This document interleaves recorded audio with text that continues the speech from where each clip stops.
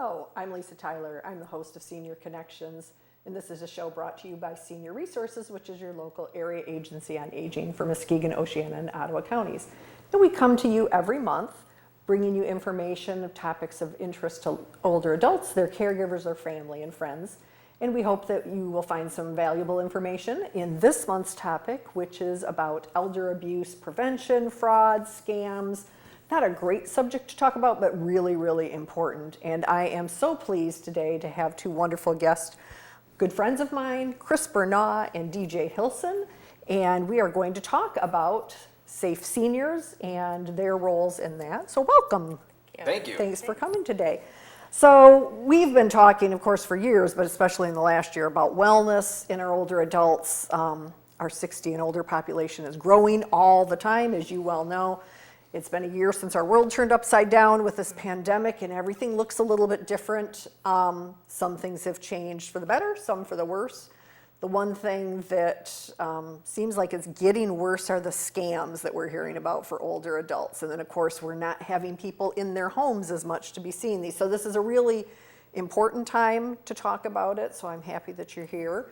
So before we get into some of that, let's talk about each of you and let us learn a little bit about you. So DJ, probably lots of people recognize the name DJ Hilson as the prosecuting attorney, the lead prosecutor for the county. Hopefully most people haven't had any real dealings with you, but tell us a little bit about DJ and your role in the county and how long you've been here. Well, thank you. I came to Muskegon County back in really the end of July, 1st of August of 1999. I just recently had graduated from law school, had taken the bar exam, and had accepted the position at the Muskegon County Prosecutor's Office as an assistant prosecutor. So I walked in very green, not I kind of had an idea what I was getting into, but I was really excited. And since that time, since 1999, fast forward 21 years later, I'm still at the prosecutor's office. I've taken on a different role and responsibility as the elected prosecutor. Just started my third term of office, so I've been the elected now for 8 years, and I've been really honored to hold that position. And I really appreciate the community entrusting me in that position.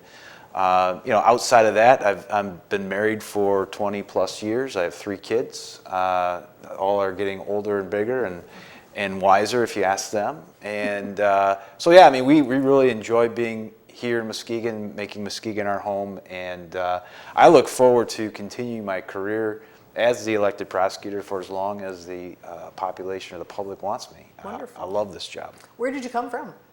Originally, I grew up in Wisconsin, a small town, Oconomowoc, Wisconsin. It's about halfway between Milwaukee and Madison, so kind of on that southeast side of the state.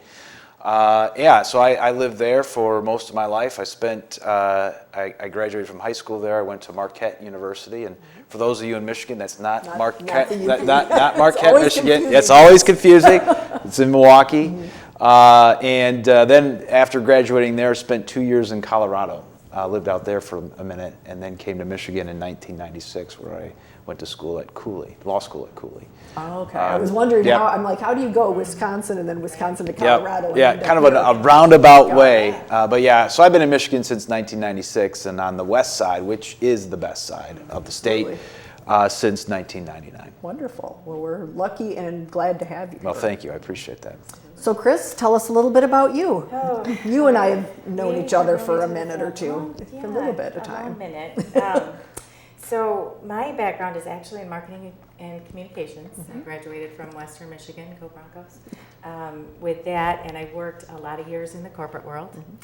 After my youngest was born, I took a little time off and came back into the nonprofit world, which I love. I love to help and give back, and so I started out with community coordination and did some communications work for United Way, and then I had the opportunity to come work for AgeWell on their SafeSeniors program, which sounded like a really good opportunity, again, to help our community.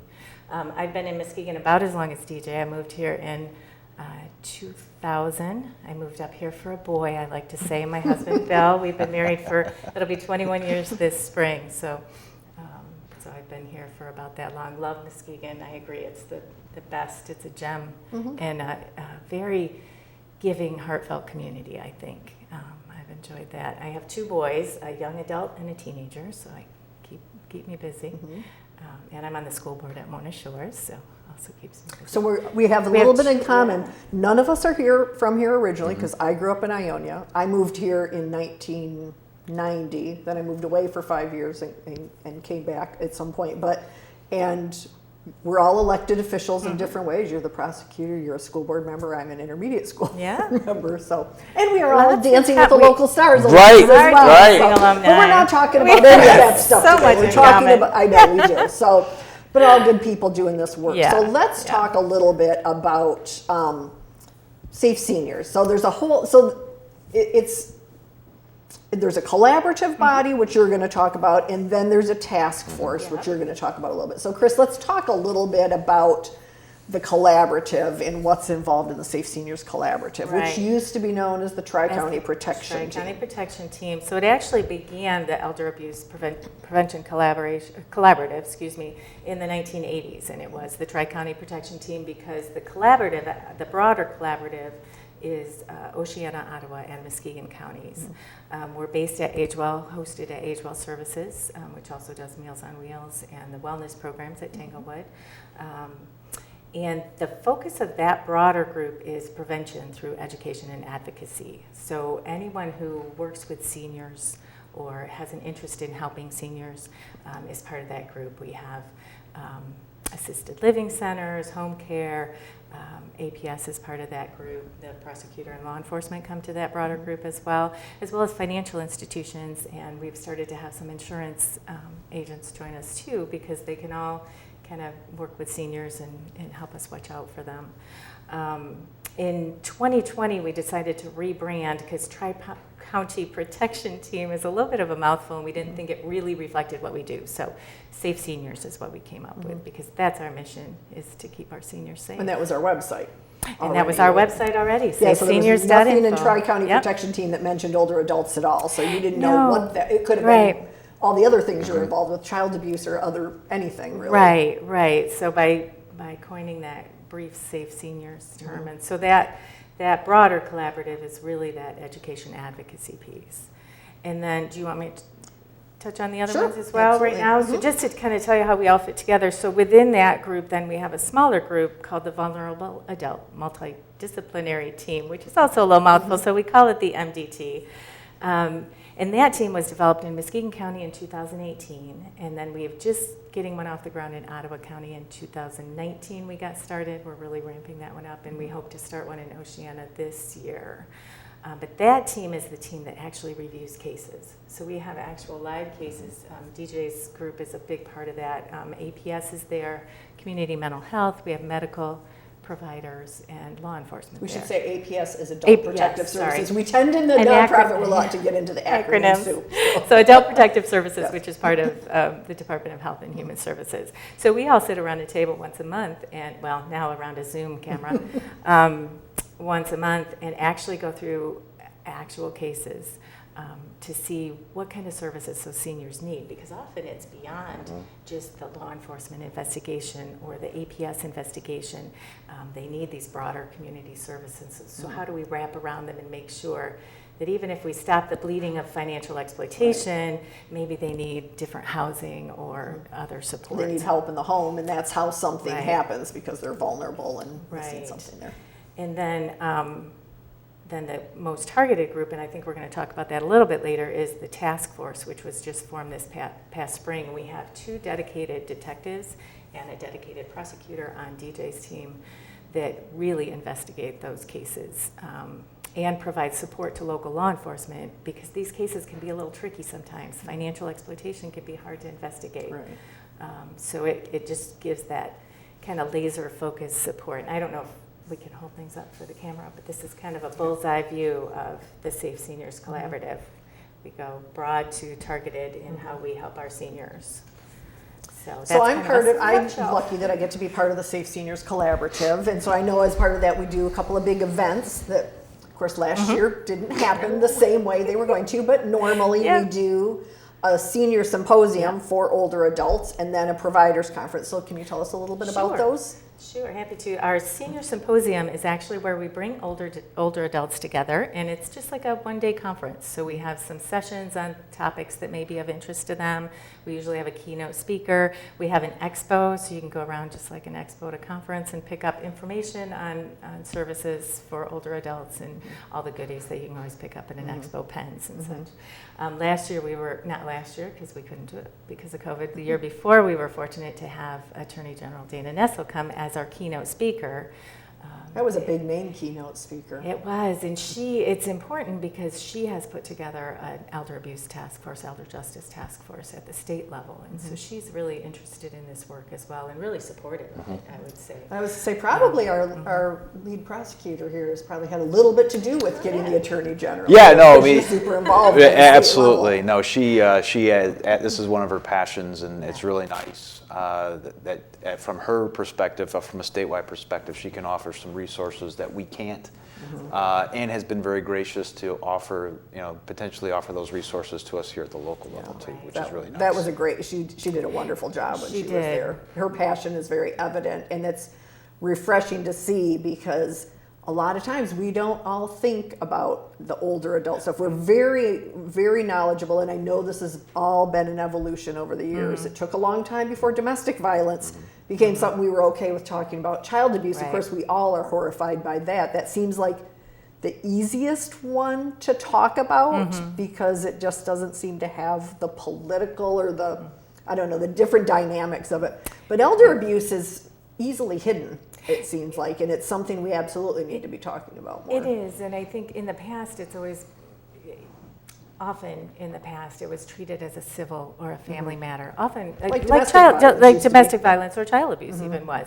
Oh, it's within the family, we don't get involved. But it really isn't. What they're doing is criminal, whether it's the actual physical or mental abuse, and the financial piece is criminal too. Just because you're taking care of mom doesn't mean that you get to spend her money however you want. It's mom or dad's money until mom or dad says it's not their money anymore. Yeah, or they can't. Or they can't say. Court or somebody else has stepped in. Right. So the education part of that is really important, Yes. which is what both of these events do. The providers are for the people who are paid to do, those of us who do this work for a living. Right. And then the senior symposium is for the older adults. And a lot of times their family members or caregivers, their caregivers will come as well. And it's a good chance for, just like any learning opportunity in any field, is a good chance, the Providers Conference, to learn from your peers. And, we're all constantly learning in our work, right? We never know everything we need to know. And sharing information is the best way for that education and advocacy piece. Well, and besides that, we've talked about hoarding as well, because that's a huge issue. And you don't think of that, it's not an abuse issue necessarily, or even an exploitation, but it's more kind of a neglect, and sometimes it's a self-neglect, but we know that there's mental health issues related to that. And so that's been something I've noticed in my 5.5 years that's really taken a much more prominent role in our discussions. Yeah, and the collaborative has actually been talking about that because it's a product often of grief. People can't let go of things, or loneliness or isolation.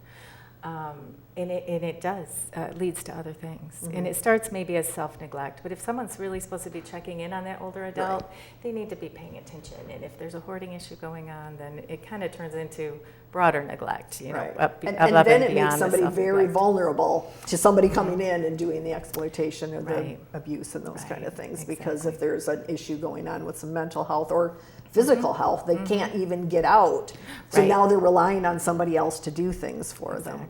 It's just very fascinating to me how interrelated all of it is. Yeah, it's very, and that's why the multidisciplinary approach, both with that case review team and the broader collaborative, we have people in that collaborative that you wouldn't think, why is a bank in a elder abuse collaborative? Well, they see older people all the time, and they see something's not really right with your account, or I noticed you came in with a younger relative and you seem to be a little nervous.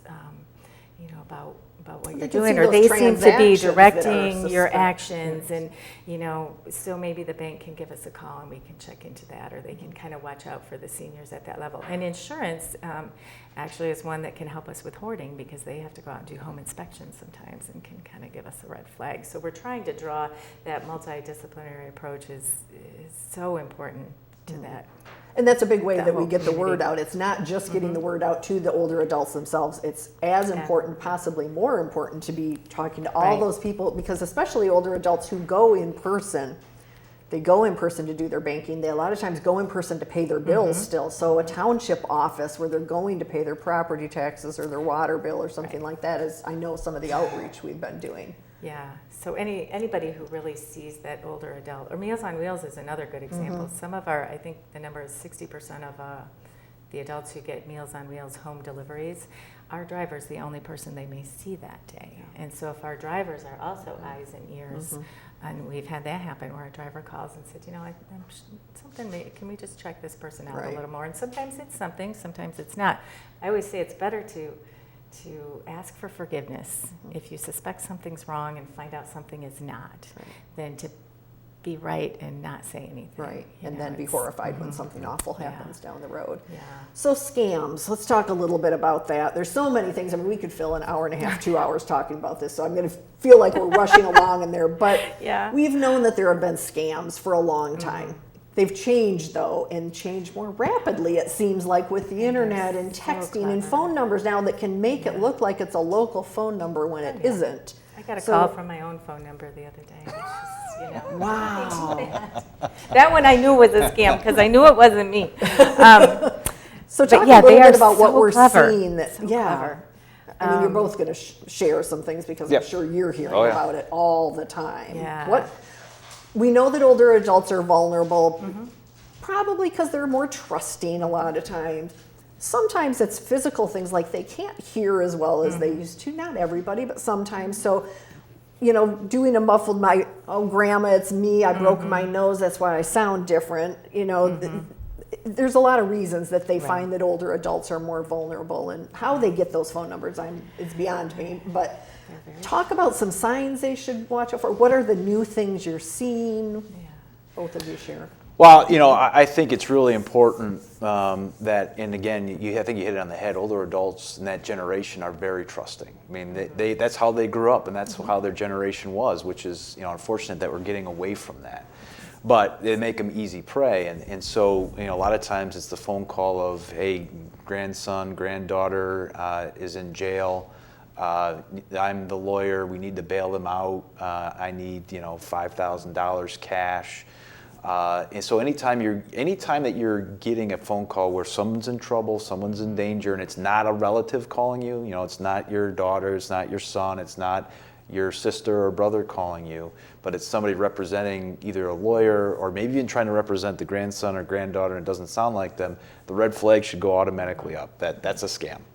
They're trying to get money from you. Anytime that somebody's saying, I need $5,000, oh, and by the way, and this has happened recently, I'm sending somebody over to pick it up. Oh, that's even scarier. I mean, they've gotten bold in the last several months here. So that's a scam. Certainly if Microsoft is calling you, if the IRS is calling you, I mean, I even get these. My wife got the phone call the other day that there was a warrant out for her arrest. Probably would have known that. Well, it was. might have a connection.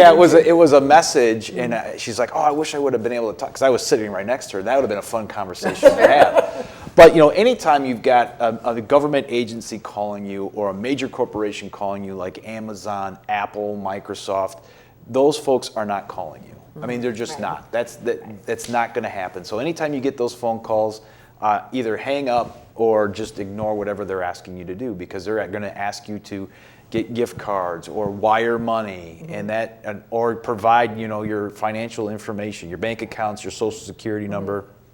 You should never ever give anybody that information. Oh, there's scams about that for the the coronavirus relief money that's been out there with, we need that to deposit it, or there's been a mix-up in something like that, even with Social Security, vaccines. It's, Yeah. I mean, it's, Yeah. it's I wish those people would use just a fraction of that time for good instead of for evil. Yeah, Absolutely. There's a lot of creativity out there, but they're not using it wisely. Absolutely. So, I mean, it's really, part of the frustration of COVID has been is that typically, part of what we're trying to do as a collaborative, as a task force, is get out and educate as many people as we can.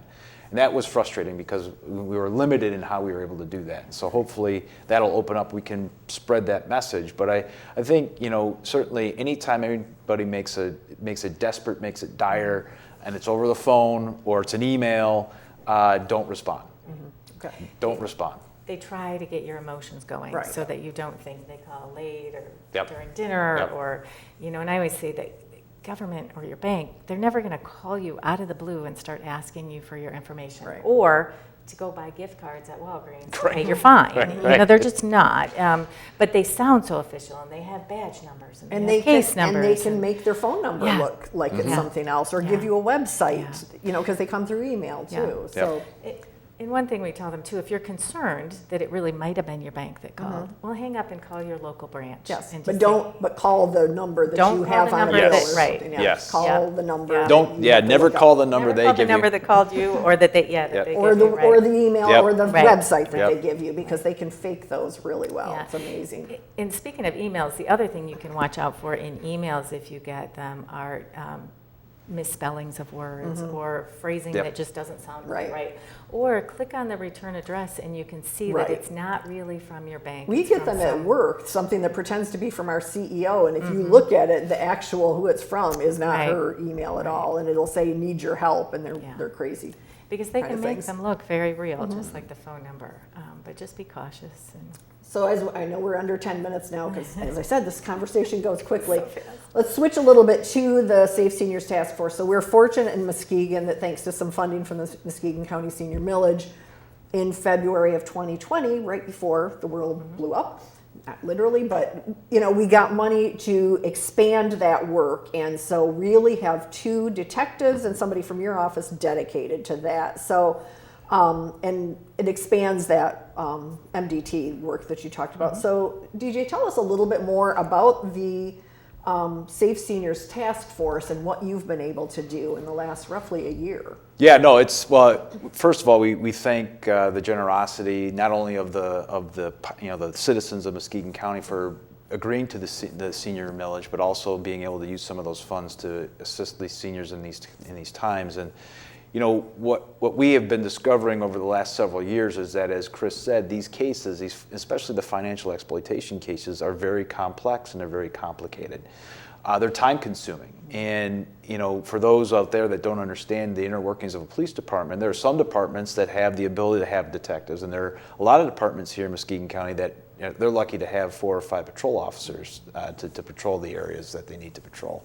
And because these cases are so complex and complicated and time consuming, we really needed to have a dedicated team, an experienced, trained team in order to really give the victims of these crimes the justice that they deserve. And so we're certainly blessed with a couple of detectives who've had the opportunity to take some training and really are dedicated to this work, because it's not, what I call the sexy work of law enforcement. You're digging through banker boxes. You're looking through bank records. You're not solving murders. You're not solving murders. You don't get the glory of you're chasing the money essentially. You're following the money through the records, and you're dealing with dynamics that we talked about domestic violence in a similar way, because a lot of the times the perpetrators of these crimes is somebody that the victim knows and loves. Right. And so you're dealing with that dynamic. And so there's certainly some interpersonal skills that are necessary in order to navigate all that. But what we discovered is that because we were able to dedicate those resources, we not only are able to move these cases in a timely fashion, give them the time that they need, but we're seeing more and more of them. And that's really what we were anticipating and expecting.